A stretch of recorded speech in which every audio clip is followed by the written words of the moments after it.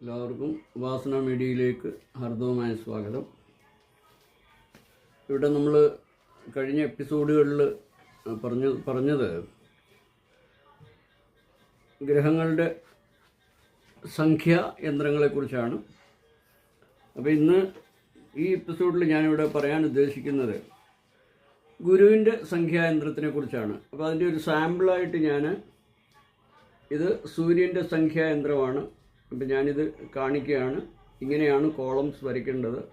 അതിൻ്റെ സംഖ്യ അതിൽ നമ്മൾ പറയുന്ന മാതിരി എഴുതണം. ആർക്കെങ്കിലും സംശയം ഉണ്ടെങ്കിൽ എനിക്ക് കമൻറ്റ് ബോക്സിൽ ചോദിച്ചു കഴിഞ്ഞാൽ ഞാനതിൻ്റെ വിശദീകരണം തരുന്നതായിരിക്കും.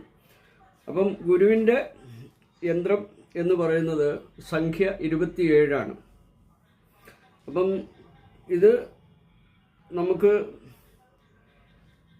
എന്തിൽ വേണമെങ്കിലും നമുക്ക് സ്വർണത്തിലോ ചെമ്പിലോ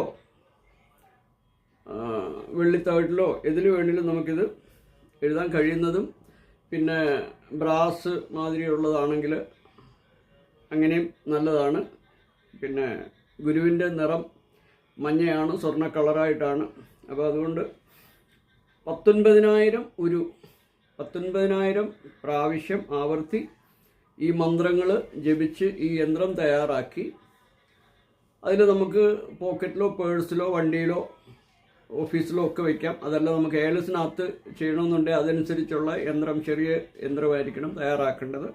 അപ്പോൾ അതിൻ്റെ മന്ത്രം ഓം ഗ്രാം ഗ്രീം ഗ്രൗം സ ഗുരവേ നമഃ. ഓം ഗും ഗുരവേ നമഃ. ഓം ഗ്രാം ഗ്രീം ഗ്രൗം സ ഗുരവേ നമഃ. ഓം ഗും ഗുരവേ നമഃ. ഓം ഗ്രാം ഗ്രീം ഗ്രൗം സ ഗുരവേ നമഃ. ഓം ഗും ഗുരവേ നമഃ. അപ്പോൾ ഇത് 19,000 ആവർത്തി ആണ് ഇത് ചെയ്യേണ്ടത്. ഒരു നമ്മൾ ജപിച്ചു കഴിഞ്ഞാൽ അതിന് ഫലസിദ്ധി വരും. അങ്ങനെ ചെയ്യുക. എല്ലാവർക്കും നമസ്കാരം. ഹരി ഓം ഹരി ഓം.